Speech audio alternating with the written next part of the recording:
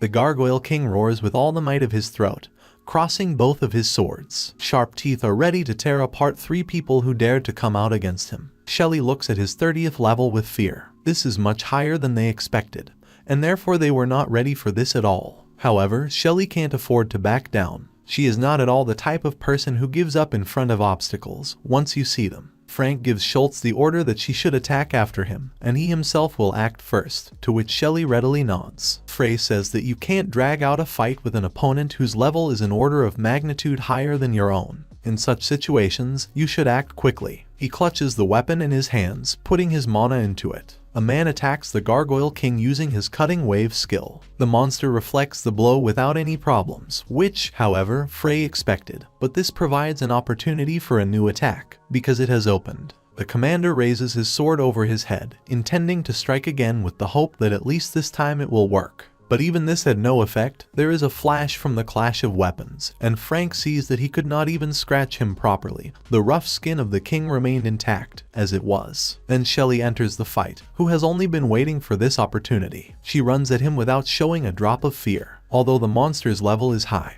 But it's not that fast, so she has every chance of winning. Besides, Schultz has no equal in sword fighting. Her skill, Princess of the Sword, at times increases her talent for fencing. The king has reopened, and the girl hits him with a sharp swing of the sword. One more flash and it is visible, and this action did not have a result. Shelly had such a strange, cringing feeling, as if she hadn't done any damage to him at all, although the girl had definitely walked a blade through his body. Now it's Guido's turn to attack. His arrow flies straight at the king. The sharp arrowhead shatters against the monster's skin, as if it was made of glass, not iron. Gilland, drenched in cold sweat, realizes that he has no chance as well as the rest of the team. Arrows are useless against the king. Frank, breathing heavily from such rapid attacks from both sides, analyzes their chances of winning and comes to a disappointing conclusion. The monster has a high defense index, but low speed, and yet this monster is generally too tough for them. It is simply impossible to inflict damage with a sword or arrows due to high protection. And if so, then damage can only be done by hitting the eyeballs. The monster is not going to wait for the opponents to gather their strength. He swings a huge sword and hits the team commander hard. Frey can hardly stand it, clenching his teeth until his jaw aches, forcing himself to think in the meantime how to get out of this deplorable situation. The commander is trying to force himself to think, because if he does not come up with anything, not only will they not leave this dungeon with nothing, having coped with overpopulation, they will not leave here at all with their heads on their shoulders. The monster's greedy eyes stop on Frank, and then the floor under the two of them begins to glow red. Frey stands with his feet right on the star, which is enclosed in a perfectly even circle. The man himself seems very low compared to the king. Frank, after this star lit up under him, realizes with panic that the king also owns magic, which, of course, does not bring joy in such a deplorable situation. The monster uses his fire roar skill, and a fire vortex surrounds his huge body. With a scarlet flame, he throws Frank back a few meters. Rising from the ground, Frey clamps the wound on his arm. The sleeves of his clothes are half burned, and the skin is bleeding. Balls of steam come out of the mouth. He looks over his shoulder at his colleague. Judging by the appearance, Shelly is fine, but she is clearly losing confidence in her own abilities with every second. There is less and less time to get out of the underworld alive. Frank tightens his grip on the sword in his hand. If now he, as a leader, shows weakness, lets them see that they cannot win this battle, then they will all be finished. There is no way to retreat now. The fighter cuts through the air again with the cutting wave skill, leaving the space to sparkle with blue light. There may not be another chance to attack, so Frey decides to act now. Frank fearlessly jumps straight into the flames, not afraid to die. Shelly opens her mouth, shouting after him that did he really decide to use what she was thinking about. The monster roars with rage. Frey uses his strongest blow on him, decapitation, after which a very small number of monsters remained alive. The man's sword cuts through the air with blue lightning, and the flame eats up his air around him. Turning back for a moment, he orders Guido to start the attack right now. The young man quickly pulls the arrow. He can't help but shout that the commander is doing everything extremely recklessly. Nevertheless, the arrow flies out of the bowstring, dissecting the space with a green light. It hits the center of the king's blue eye, which is located in the middle of the gargoyle's belly and which he seems to have deliberately opened as much as possible.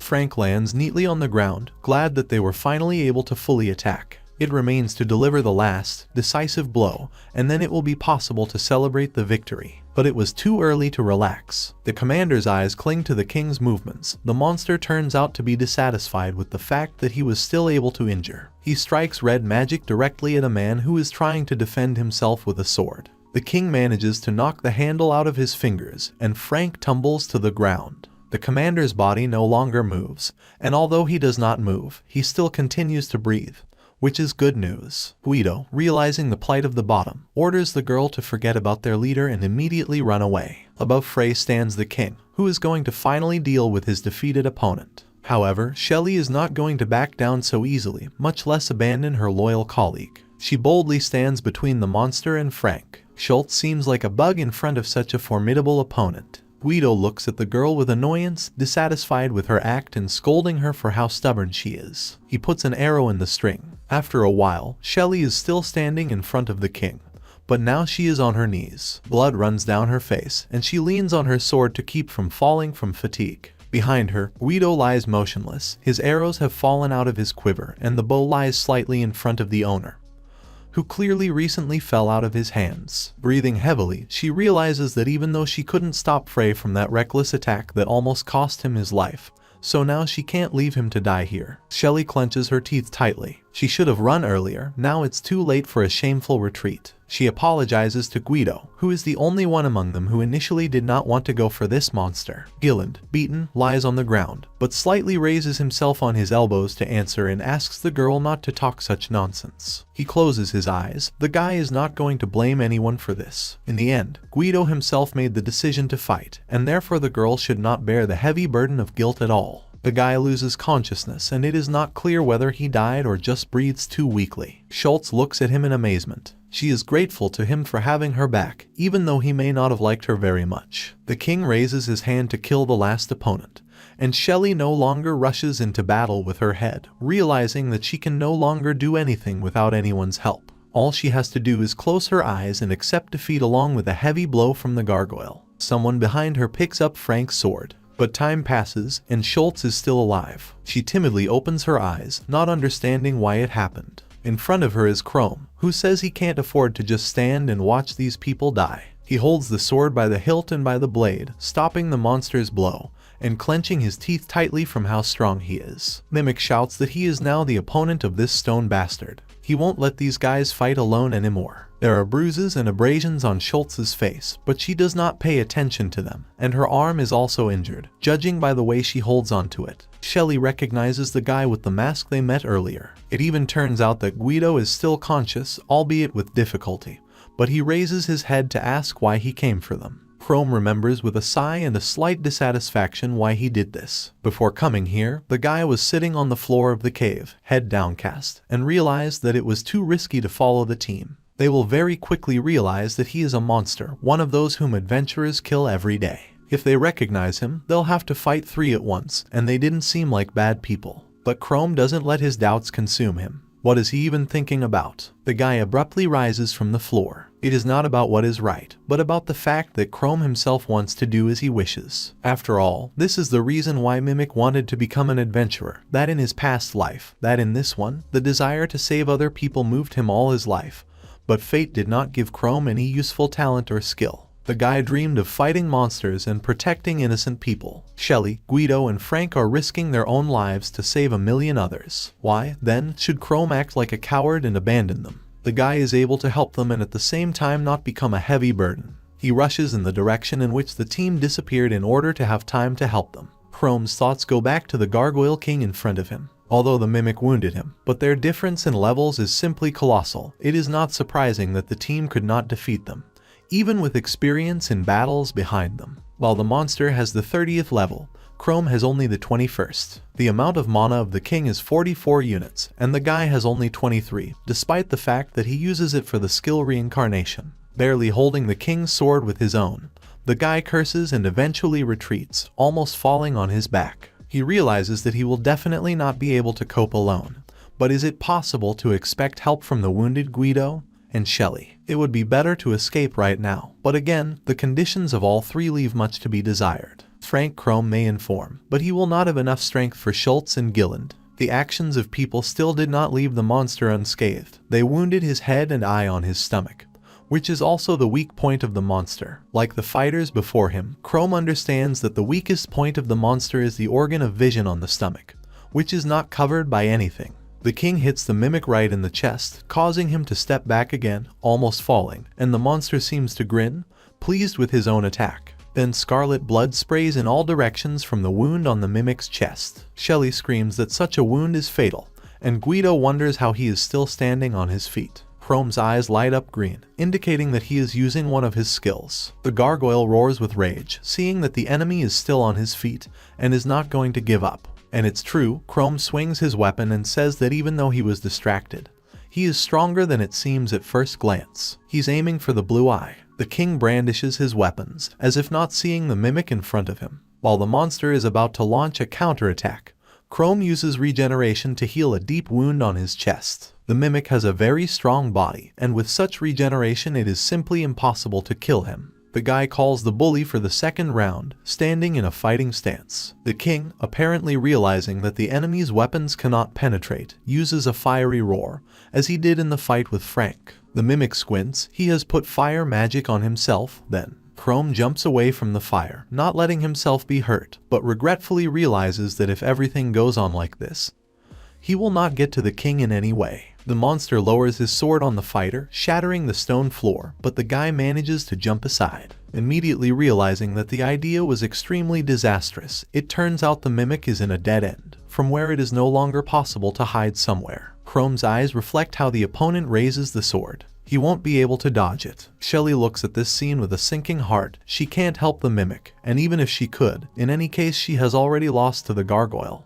Now the chrome will come to an end. A purple flash flashes. However, the expected does not happen. The monster is buzzing with irritation. His sword is held by gray hands with long black claws, which do not belong to the person Chrome turned into. The king exhales fire from his nostrils. Chrome's gaze burns red, and he cheekily asks if the king really thought he was done with him. The guy even grins at how pleased he is with himself. It was a very successful move on the part of the mimic. The opponent has opened his belly, from which Frank's sword now sticks out, and with his other hand he continues to hold the king's weapon. The monster roars furiously. Shelly can't believe that such a frail-looking guy managed not only to stop the attack, but also to wound the same eye on his stomach. The girl does not understand who this man is. Where does such a superpower come from? The flames begin to surround both the monster and the guy, hiding in a scarlet whirlpool. The monster's fire reaches the hand that holds the sword, and Chrome winces at how hot it is. A sharp tip, engulfed in fire, tends to hit the enemy. Mimic picks up his weapon and dodges to the side.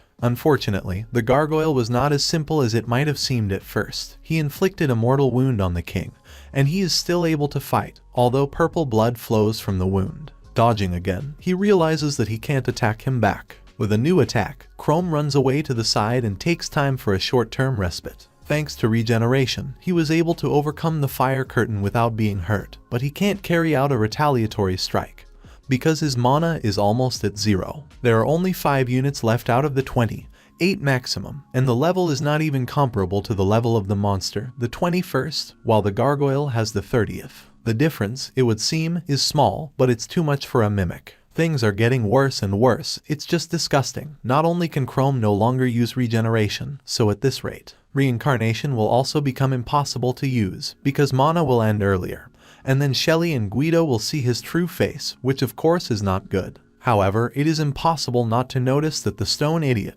like the mimic, is at the limit of his capabilities. Now the question is, which of them will run out of steam first? A bright flame envelops the monster's body. Chrome clenches his teeth tightly, feeling the warmth of the fire. Because of this coating, he cannot get closer to him. If the mimic reincarnates into his true form, it will only scare those guys with whom he definitely does not want to deal, but not the enemy in front of him. Stalemate. The earth is shaking from the powerful step of the king. Chrome really has nowhere to retreat this time. Shelly is trying to get up from her knees to the side. She forces her body to move on the mere thought that if the girl does nothing, then their savior will die. Guido reaches for the bow lying not far from him and grabs it tightly. He shoots an arrow and orders this guy not to even think about dying here, because he hates being in debt to someone. The arrow flies past the mimic, and he does not even understand where it is flying, because it does not get close to the monster. Looking closer, Chrome sees that the arrow hits the stone ceiling, which needs very little to fall on other people's heads. A huge boulder falls right on top of the king's head.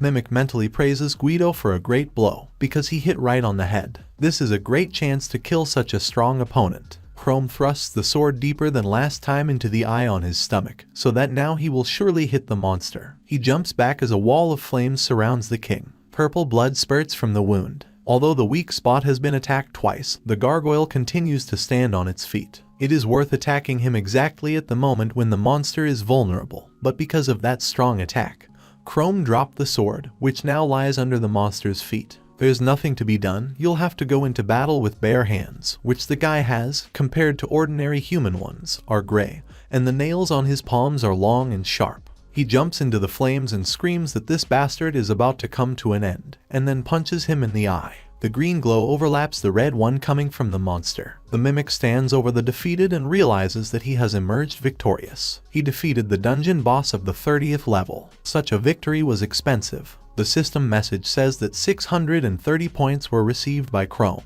The level has been upgraded from 21 to 25. In this world, dungeons are places with evil magical energy that attract a bunch of monsters. Such spaces also create wonderful habitats for monsters. The boss of the dungeon is the very first monster that settled in the depths of the underworld and became a kind of source of huge magical energy for the rest of the evil spirits. Now, thanks to Chrome and the team, the boss is crushed. Overpopulation will stop for a while. The hierarchy among the monsters with the loss of the leader will change significantly, which will take some time, and everything will thus return to normal. The last question remains: did Guido and Shelly see Chrome's partial conversion during his fight with the gargoyle? Perhaps they did, considering Guido's suspicious gaze, which burns his back with his eyes. Jillian reflects on what happened. There is no doubt that this guy saved them all, while they, trained adventurers, could not deal with the dungeon boss. He did not just kill the king, but defeated him alone. Even managed to deliver the final decisive blow with his bare hands. Who is Chrome? From where does it have such power? With all this, the stranger's physique is quite fragile, his arms and legs are thin. Chrome is happy about how well he raised the level thanks to this battle, and even saved the guys from seemingly imminent death. It just turned out great. Now it remains to raise the level exactly in half, from 25 to 50. The guy became one step closer to the stage of a new evolution among monsters. Shelly approaches. She thanks Chrome from the bottom of her heart for saving her, because without him they would definitely not have coped and died an inglorious death. The girl calls her name and smiles sweetly. The guy hurriedly removes the information window so that Schultz does not see that his race is not human at all. Shelly asks to introduce herself in response. Chrome seems to be panicking even more. His mana is almost at 0. A little more time, and he will turn back into a monster, having lost all human appearance. His skill Reincarnation temporarily allows you to take human form. Consumes 1 mana unit in 10 minutes. Chrome, meanwhile, has only 2 mana divisions left, which is only enough for 20 minutes. You need to take it now, otherwise it will be too late later. Shelly tries to touch the stranger's shoulder to find out the name after all, but Chrome does a very stupid, but in his situation the only right thing, rushes away. Everything is very bad. It is no longer possible to keep in shape, and Shelly definitely should not see him in this form. Schultz looks sadly after him. He ran away again. Guido also looks at the fleeing back of the fugitive. In his opinion, this type is extremely strange. The guy approaches the monster's corpse and says that the stranger didn't even collect the monster from the boss. The king's eye is proof that overpopulation in the dungeon has been stopped. For such a mission, you could get a whole lot of money. Shelly is delighted with this man. He did not take the award and did not even give his name. How humble is this person? Guido is more skeptical about what is happening. He hardly believes that there are such fools in the world. However, Guido cares the least about why the guy didn't take the award. He is most concerned about the question of why the stranger was here all alone, and how he was able to heal those fatal wounds. Could it be that the dungeons have such an effect on him? Suddenly Frank gets up from the ground on trembling legs, who immediately says with a sneer that Guido, as usual, thinks too much. The guy is amazed that the commander is still alive. Frey replies that this stranger didn't leave them in trouble and saved their lives without asking for something in return, so there's no point in looking for some ulterior motive. Guido doubtfully agrees with the commander. Frey's sword is still sticking out of the king's eye, all stained with purple blood. Guido grabs the hilt of the sword with both hands and sits down on his knees to pull out the eye. Frank asks the subordinate to take his time and take out, as carefully as possible, in the end, a valuable and most importantly expensive artifact. Shelly still doubts that they should do this because they did not defeat the gargoyle. Frank has a different opinion. They need the organ as proof that this dungeon is no longer dangerous. He promises that if they meet that guy again, we will give him the reward we received from the guild. Shelly wonders if they will meet again, and is already eager to meet again. Somewhere deep in the dungeon, Chrome rests his hand on his knee to catch his breath. A little more and I would have been caught. The guy was walking right on the edge. Chrome may have lasted a little longer, but the frequent use of such a skill as regeneration spent a decent amount of mana. The good news is that at the 25th level, the Mimic has 36 mana points. Chrome sits down on a rock, already with a mask on his face. If reincarnation spends 1 unit in 10 minutes, then you can hold out for even more than 6 hours. With the right calculation, it should take half a day to recover half of the mana. If so, Chrome can secure a shelter with people in the village. Somewhere far away, a sleeping Carme in a dream thinks about where her stupid brother has gone. Mimic gathers his strength. You need to try to get out of this dungeon in order to test his theory. Clouds float over the kingdom of Layberg. In the Adventurers Guild, people are vying to ask each other if it's true that Frank, Guido, and Shelly have dealt with the overpopulation of monsters in a dungeon in the West. Others are amazed that these three defeated even a monster, although everyone knows how strong these creatures are. Frey can't help but smile, even though he's trying to smile less obviously. Shelly has a confused and even sad face. She is clearly still thinking about the escaped Chrome. And Guido, as usual, is just not happy with everything that is happening. Frank skillfully talks about how they killed this monster. He says that everything he told is true. The man has never seen a boss of such a high level. However, if it weren't for the three of them, the western dungeon would quickly turn into a nest of monsters that would come out and attack civilians. Guildmaster Hans appears, whose long gray beard testifies to the wisdom of years. The old man wears round glasses on his nose. He notices that he can hardly believe that only 3 adventurers were able to defeat the boss of the underworld, who surpassed their level. Fran easily admits that there were not 3 of them at all. The master was not mistaken here. Hans frowns, not understanding what he is talking about. He asks what he means. Shelly steps forward, waving her hands, happily begins to tell that what Frank said is true. In the dungeon they met a boy who helped them defeat the boss. Hans tilts his head a little to one side in perplexity and, frankly, looks at her as if she is crazy. Does this girl want to tell him that thanks to the help of some boy they were able to defeat the dungeon boss? The master turns away from Shelly, thinking that she must have been in the dungeon for too long and her mind was clouded by the magical miasma. Schultz turns out to be outraged by this assumption. She shouts that this is the purest truth and pokes her fingers into her eyes, describing that stranger. He had gray-haired hair with pale skin, and his gaze was menacing. A smiling mask hung on his head. Shelly says she's not lying. She saw it all with her own eyes. Guido inserts his word that a colleague is overpraising him too much. As far as he remembered, that guy's gaze was lifeless. In fact, the aura around him was just creepy. His cheeks were sunken, as if he was being starved, and his skin was pale and painful. Gillen grumbles about how she overpraises him, but Shelly says that, on the contrary, Guido belittles the merits of their savior. Frank interrupts their argument. He admits that Schultz describes him too colorfully, but without this guy they would not have come out of this dungeon alive. Hans says he can't believe such words. In the end, it really looks like a fairy tale. Some unidentified kid appeared, helped kill the boss of the underworld himself and disappeared into the sunset. Then Frank provides his most important proof. No one talks about blind faith in their stories, because they brought the eye of the Gargoyle King. This is a weighty argument, isn't it? He proudly shows a pouch that glows red and it is immediately clear that a dangerous high-level artifact lies in it. Other people from the guild are amazed at their find. A strong magical energy emanates from the bag in which the eye lies. It also proves that some white-haired boy really helped the team and didn't even take the reward for it. For the most part, the guild members are outraged. It was impossible to defeat such a boss and not pick up the reward is complete nonsense. Why would a person just take and give up a bunch of money? There are whispers that maybe he's just a village fool who didn't know at all that you can get money from such cases or just likes to wave his fists for nothing. Shelly goes into dreams that, probably, he is a bodyguard from some royal family who wandered into the dungeon in order to hone his skills on local monsters, which are like small bugs for him. That guy looked like a man from a noble family, definitely not just a commoner. Frank grumbles that his colleague was dreaming too much, looking at her very, very skeptically. Frey scratches his head. He feels guilty that now, because of his unsuccessful story,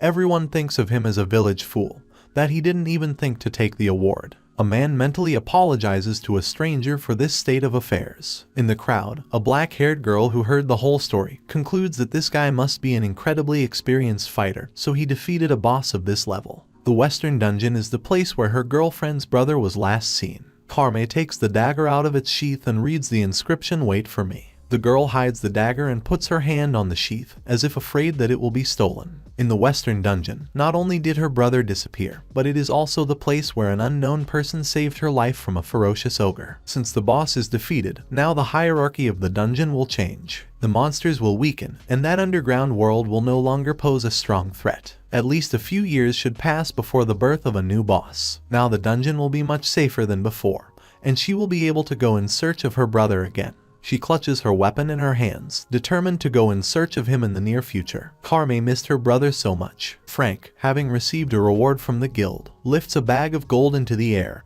and says that it was worth risking his life for such a mountain of coins. Guido overshadows his joy. In his usual manner, he grumbles that half of all this will go to the treatment of wounds, the purchase of new weapons and armor, as well as rental plans. Was it really worth it? Shelly is still worried about the stranger. She presses her palm to her mouth and excitedly asks, what will they do with that boy's share? Frank shrugs his shoulders and reminds that he ran away himself. No one chased him, thereby refusing the reward. Before saying goodbye, they need to first divide this mountain of gold into 3. The commander gives the coins to Guido, ordering them to be divided between the 3 of them. When Shelly gets her share, Frank puts another small bag on top of what she earned, much to the girl's surprise. With round eyes, she asks why he also gave this money. Guido looks with displeasure at the overly violent reaction of a colleague. Frank, laughing, puts his hands on his belt and reminds her that she kind of wanted to return to her homeland. He becomes serious and says that the path will not be easy, so let the girl be as careful as possible. Schultz, hardly holding the bags of gold in his hands, bows low to him and thanks him for such a mercy. She happily promises that she will definitely thank the commander tenfold. Frey takes her at her word. Shelly waves to her colleagues one last time, and then leaves, happily heading back home. Frank stands with a wide smile on his lips and waves back, but Guido does not try to portray joy for the girl or sadness because of the breakup. In fact, he does not even look at her, not going to give out his true emotions and thoughts on this score. When Shelly is no longer around, he says that the money given by the commander was a donation that Frank received from the church as an orphan who lost his parents during a monster raid. Guido asks if Frey thinks he's wasting this money. If Shelly found out about such a situation, she would definitely scold the commander for showing such stupidity. Having lost his fun, Frank says that every year the number of overpopulated dungeons increases significantly. Scientists agree that in hundreds of years their kingdom, where peaceful people now live, will turn into a huge nest of monsters and there will be no more peace here. Therefore, donations are worth nothing to him. No matter how hard the adventurers try, clearing the dungeons from monsters and helping poor orphans who suffered from the attack of evil spirits, everything ultimately comes down to one thing. Addressing Guido, Frank calls people fools by nature. They will always do meaningless things. Even Guido did that when he didn't throw them to the monster. Gilland asks if he even knows where Shelly went. He answers his own question, to a city that has suffered from overpopulation of monsters. The ruined city of Otfield. Guido thinks that Schultz should forget about this god-forsaken place, but she still returns there time after time. Chrome, still in the dungeon, kills some kind of monster. The system reports that 36 points have been credited to his account for this murder. The guy spent the whole day clearing the dungeon of the remaining monsters in the hope of raising his level a little. However, this did not help him at all. The 25th level out of 50 possible levels was still written in the information window. There are few monsters left in the dungeon, since no new ones are born after the death of the boss. In a couple of days, groups of hundreds of adventurers will descend here for ingredients from the corpses of monsters. There's no point in Chrome staying here anymore. He already searched the entire dungeon for monsters in order to increase his level before going out to the village to the people. However, with the current level, even taking into account the fact that he was clearing the dungeon to increase mana in order to use reincarnation, it is impossible for Lame to enter the city. His original goal is to return to the kingdom's capital to Carme. However, there are too many people there for a low-level monster like him. Besides, because of the darkness of the underworld, the guy could hide his sharp fangs and huge bruises on his face. Such a trick will not work in the capital. If this happens, then where is it better for Chrome to settle? In Chrome's memoirs, Ash says that he won't go into Otfield, even if the guy forgets about it. Ash will not go there for any promised money, because going to this place is like death. The interlocutor, Chrome still in its former guise, asks why this place is so bad, since he receives such negative reviews from residents. The man in response almost roars and asks that is this guy joking? Is he completely unaware of the situation in that city? After the monster attack, Otfield turned into a real ghost town. Even if there are sudden monster raids, riots, robberies, expanses, and murders, everyone will still not care about his fate. No one in their right mind would ever come into this rotten little town. This memory pops up in the mimic's head for a reason. Lawlessness reigns in that city, so his appearance will not cause many questions. He will turn into a human with the help of reincarnation, and during the day he will wear a cloak with a hood to hide his fangs and too obvious pale complexion. These protective measures should be enough. Chrome can stay at a hotel upon arrival and restore his mana behind closed doors of the room in order to become a human again.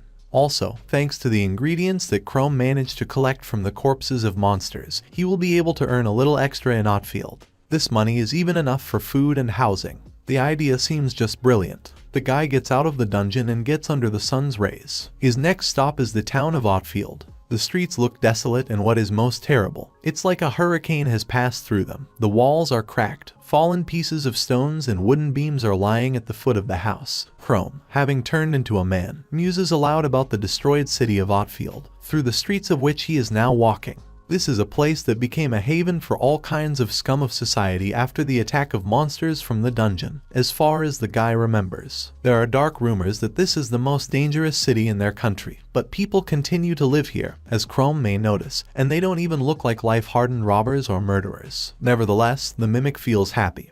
Even though he found himself in such a gloomy place, thanks to the reincarnation he was able to go out to people, and no one looks at him askance. However, caution will never be superfluous. First you should buy clothes and stop smiling broadly, otherwise the fangs may notice. Now Chrome is able to maintain his human appearance skill for about 6 hours. Before he turns into a monster with a mask again, he needs to find a cheap hotel where he can easily restore mana at night. And yet, the first thing Chrome puts on his list of tasks is to look at the guild headquarters. Already approaching the guild, he puts on the counter red stones of monsters above the 20th level, as many as 3 pieces. A man from the guild looks doubtfully at what he brought and does not hold back from asking how the guy got them. Even at first glance, he is flimsy and skinny, there are no muscles at all. But what can we say about the equipment? Chrome laughs awkwardly in response and replies that it's all thanks to his incredible skill. The stones that Chrome brought are gargoyle eyes collected from the western dungeon. For them, he can get enough money to live in the city for a while. The heavy hand of a man to dump 500 gold pieces on the table. Chrome opens his eyes. This is not the reward he was hoping for, not at all. This employee must be joking.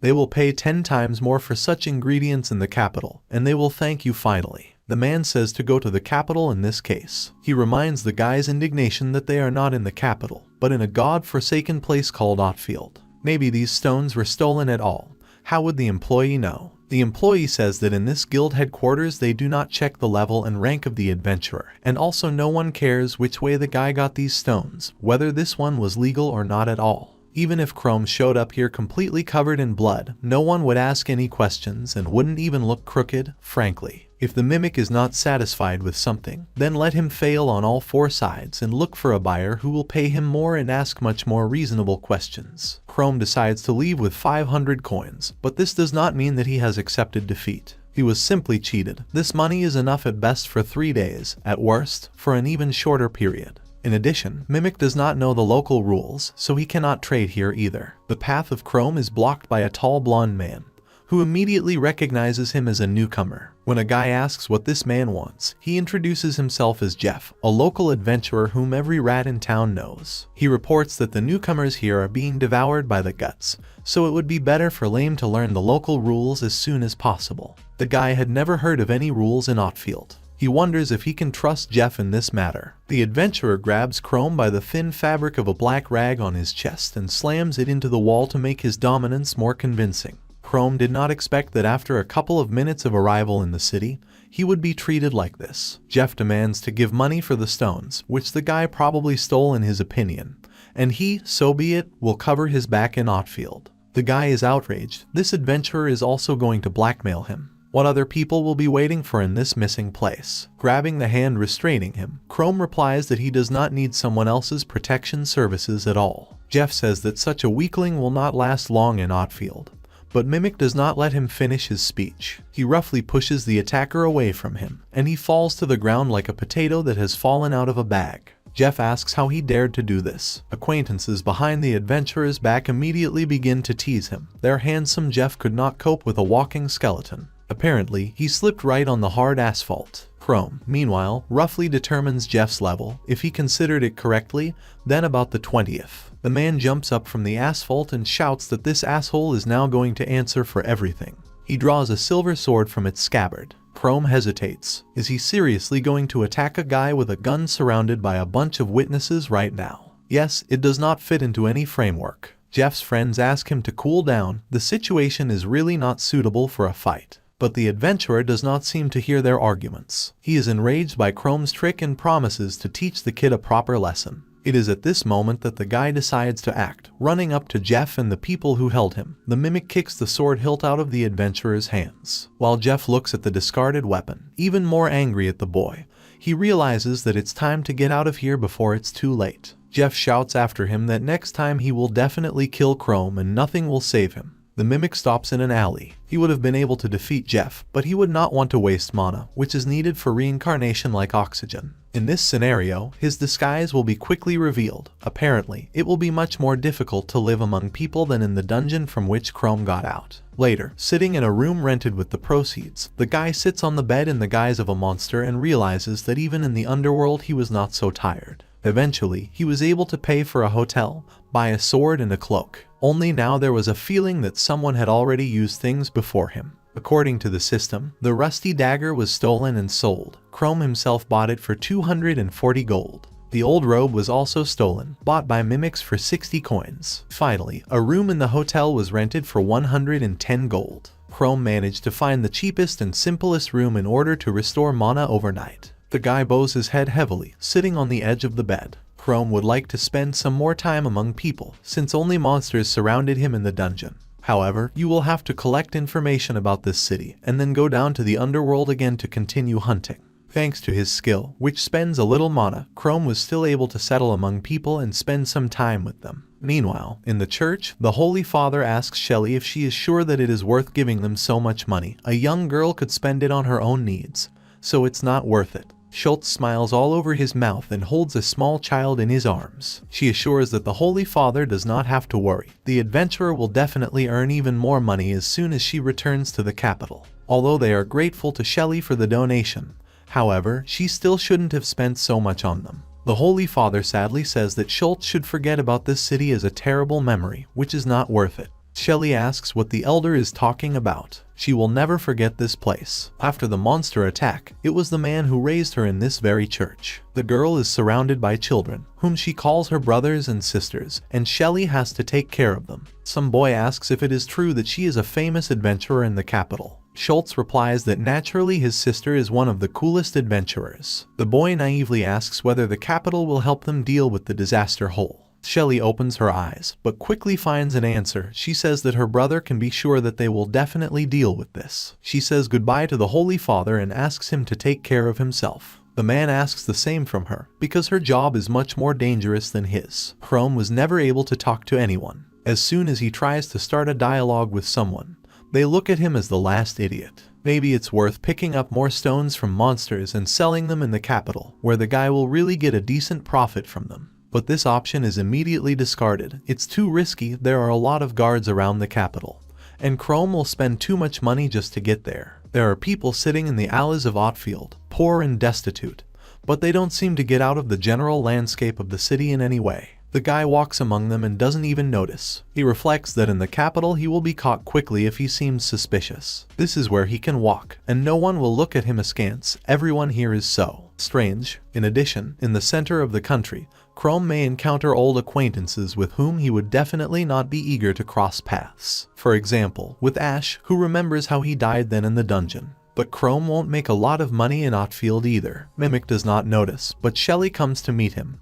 who immediately recognizes him as the boy who saved them near the capital. Chrome freezes with an unreadable expression. Schultz shouts that this is the same boy. The guy opens his mouth. What did the girl forget in this hole? Shelly is literally beaming with joy at this meeting. She asks if he remembers her. Without waiting for an answer, Sama says that they met in a cave. Chrome heroically saved her and her comrades from the Gargoyle King. She could not have imagined that they would meet so soon. Chrome does not say this, but he thinks that he, as it were, did not plan to see her. As far as Mimic remembers, her name is Shelly Schultz. In that squad of Frank, Guido and her, Schultz had the lowest level. The 18th, as far as Chrome can remember. However, the question still remains, what is she doing here? Those guys don't give the impression of dangerous criminals. They must have come from the capital. Then why? Chrome understands that if he stands there and remains silent, he will cause even more suspicion than the 2 times when the Mimic escaped. But the guy intends to escape this time as soon as possible. Shelly is trying to find out his name again, since he never called him then.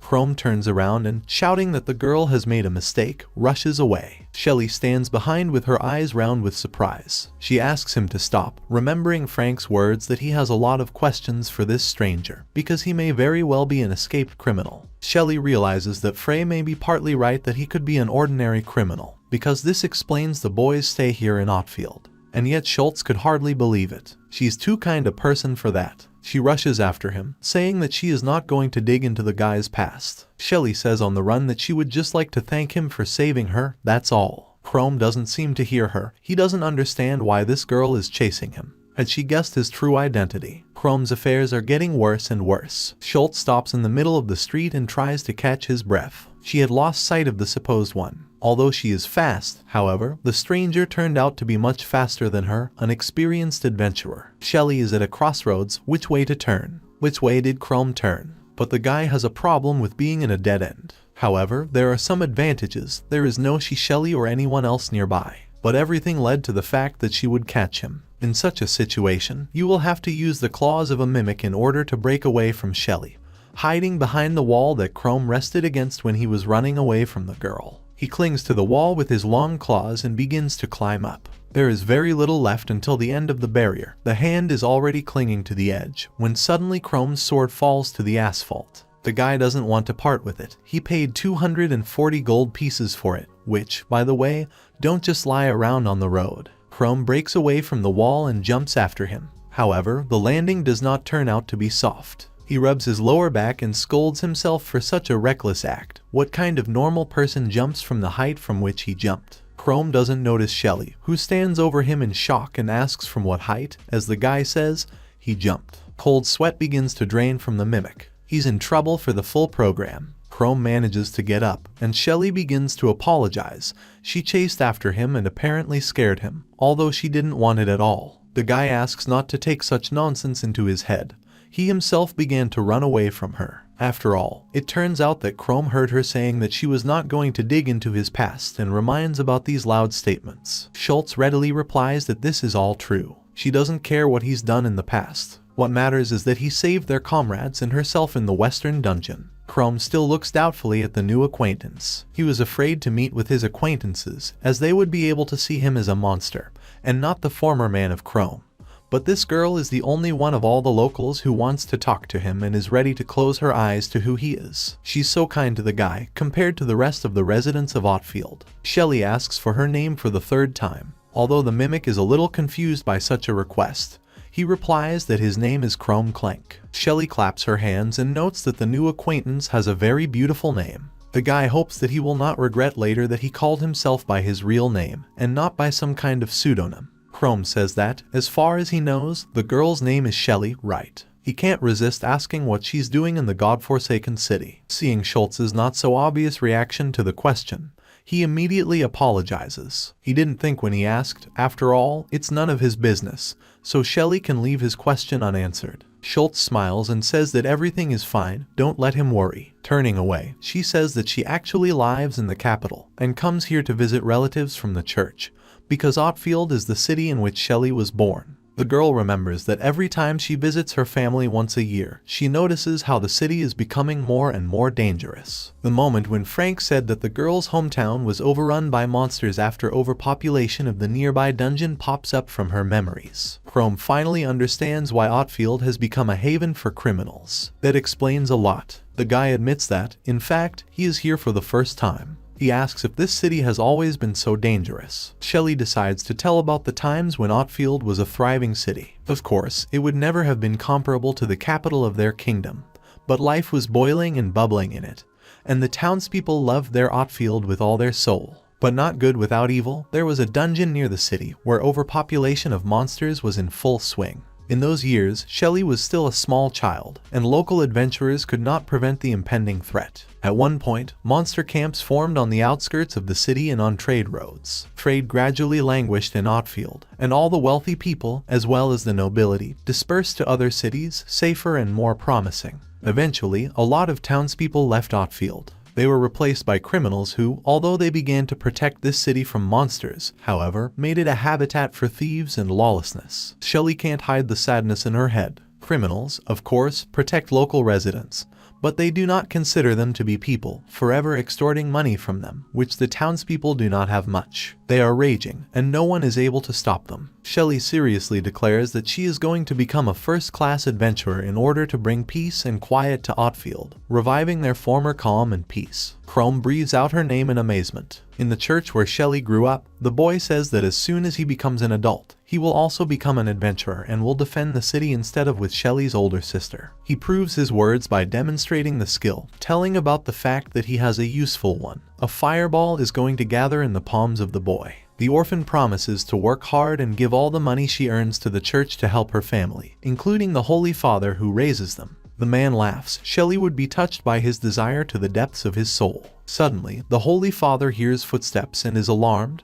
They were not expecting anyone today. The door of their church opens rudely. Enter two tall men, adventurers, if properly considered. The boy asks with interest and naivety who this uncle is who is standing in front of him and so ugly appeared in this quiet place. Jeff, who is the newcomer, says that Otfield knows how to surprise. He could not even think that this church, which was killed in trash, in which only rats fit to live, is still working. The Holy Father is thrown into a cold sweat. These people are undoubtedly representatives of the Red Dragon Gang, which controls the entire city in a tight grip. Jeff quickly reveals the purpose of his visit. It turns out that their gang is getting fewer and fewer workers every day, and Grandpa here, apparently, can help them, because he has a whole bunch of capable kids here. The man reports that they have an order here from the head of the gang himself, which cannot be rejected in any way, and will not work in any case. The Holy Father understands what will happen if he refuses to cooperate with them, right? There is a boy hiding behind the teacher's back, who recently demonstrated his outstanding skill. The boy is trembling with fear.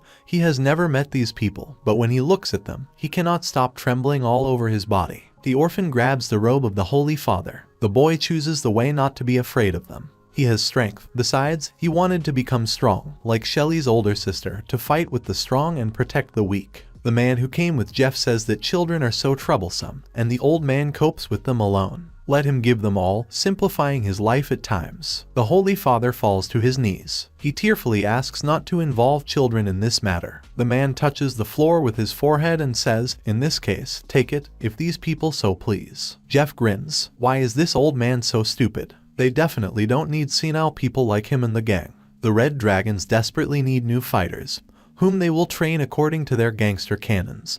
And from the Holy Father there will only be more problems. An orphan comes forward, who, though with a stutter, seriously declares that he will not allow people dear to him to be bullied, especially the Holy Father. A 5-pointed yellow star in the center of the circle lit up on his palm. The churchman asks the boy, Tails, to stop. He does not listen to his guardian and boldly directs his fireball skill at the members of the Red Dragons. Jeff, however, is not a bit scared by such a pathetic attack. Even more, he is inspired by the boy's skill. The interlocutor next to him, at whom Tails was aiming, easily repels the fiery lump with one hand. For a strong man like him, it was too weak. Tails is at a loss. He had hoped that he would somehow help his brothers and sisters, as well as the Holy Father who stood up for them, but his attack did not have the proper effect. The long-haired man says that the boy lacks the skill to use his skill correctly and to the full power of his powers. He decides to demonstrate how it should have been.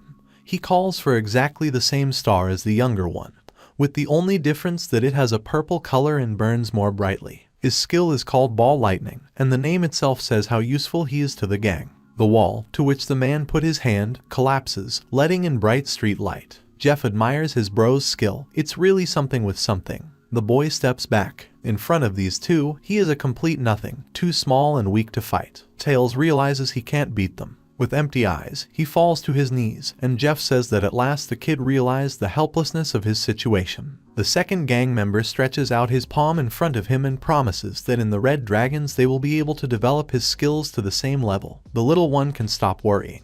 The Holy Father realizes that they can kill Tails if they overdo it in their training with him. An iron stick, similar to a poker, stands against a brick wall next to an extinct fireplace. The Holy Father grabs her. He used to fight monsters, and he's still something. Yes, he can. He pokes a piece of iron into the back of Jeff's partner's head. In response, he receives a blow with a sword, and the collision between the weapons sparkles with a purple flash, which makes the Holy Father doubt his position. Jeff is displeased to know what this madman is doing. The old man asks Tails to run away from here as soon as possible. The boy sitting on the floor looks at his guardian with tears, but this time he listens to him. Through the front door he runs out into the street. Jeff swears and wants to go after the insolent man, but his partner asks him to relax. A gang member says that before catching a child, it is worth teaching the manners of an old man who dared to speak out against them and all the Red Dragons. Only the burning eyes betray the true emotions of a man. Otherwise his face continues to remain emotionless when he swings at the old man with his hand.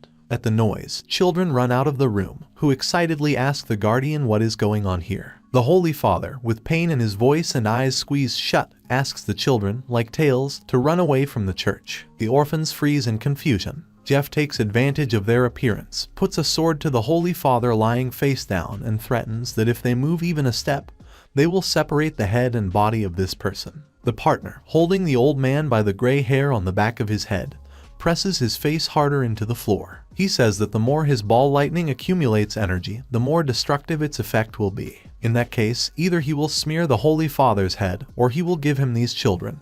And that's the end of it. Only the old man now decides what to do. A palm with a crackling lightning in it is already winding over him. On the streets of the city, Shelly suddenly freezes with her mouth open. The money that Chrome was supposed to get for killing the Gargoyle King, Frank entrusted to her because Mimic didn't take it anyway. Schultz immediately begins to apologize. She had already given part of it to her family in the church, and Frank and Guido shared the rest of the proceeds. It doesn't become some kind of tragedy for the guy. He still has the money as long as he has it. He pulls out a half-empty bag of coins and asks to give him 200 gold pieces. He doesn't need more. Shelly says there aren't any and starts rummaging through her pockets in search of her own wallet. Chrome begins to say that he would be grateful to her for a detailed story about the nearby dungeons in which he is going to hunt to level up. However, he is attracted by a loud childish voice calling his sister Shelly. The girl turns around and sees a tearful Tails, who is breathing heavily from a long run. He stops in front of her, continuing to cry and barely managing to wipe away his tears. Schultz sits on his knees in front of him and excitedly punishes him not to walk the streets alone. It's too unsafe for such a child.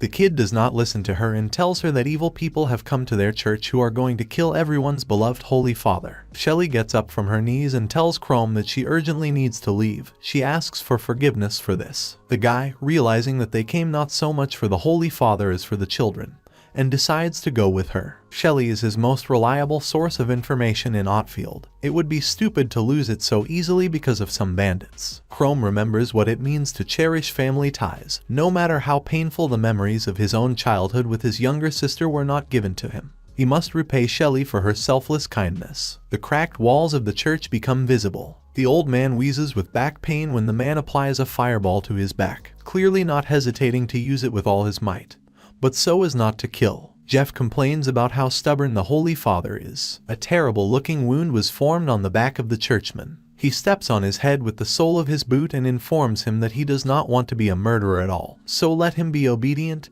and finally give up. No one here will be better off from such reckless stubbornness. Jeff asks why the old man needs these useless street kids, whereas they would be much more useful in a gang. Maybe the Holy Father doesn't want to do this because of the priest's own pride. In that case, he's just ridiculous and it's definitely not worth dying for. After such a tirade, Jeff brazenly spits, hitting exactly the forehead of the churchman. Tears of pain are already appearing in the eyes of the Holy Father, but he does not allow them to spill. These people can say whatever they want, but he loved and will love these children with all his heart, who did not deserve to be left without parents, and then get to the red dragons. Propping himself up on his elbows, the priest says that if he has to undergo these painful tortures to prove his boundless love for them, then so be it. He would never give them into the hands of such thugs to be torn to pieces. Jeff's face twists. How can this old man say such cheeky things to his face? His partner reports that such a meaningless pastime is already beginning to bother him. He asks the children, frozen with fear and horror in the passage of the room, to watch as closely as possible and not take their eyes off how their so-called defender will die the most stupid and pathetic death possible.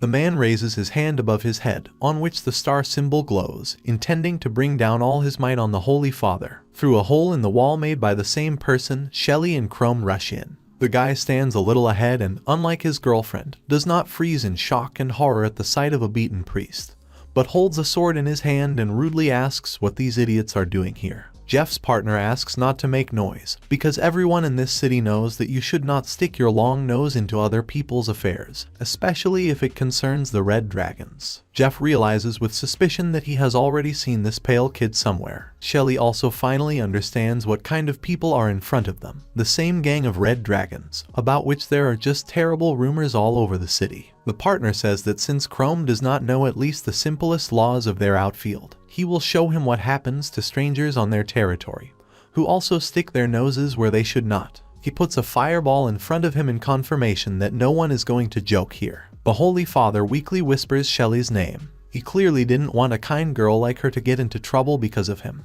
Jeff finally finds out who is standing in front of him. It's the same brat who ran away with his tail between his legs. He really seemed familiar. Jeff points at him, unable to hide his arrogance. Chrome also remembers this person. It was, of course, none other than the extortionist from the guild, who was the first among others to show all the friendliness of Otfield. Brandishing the sword as if it were a child's toy, Jeff says that there is no one among them who could stop him. Even this coward Chrome is not capable of anything.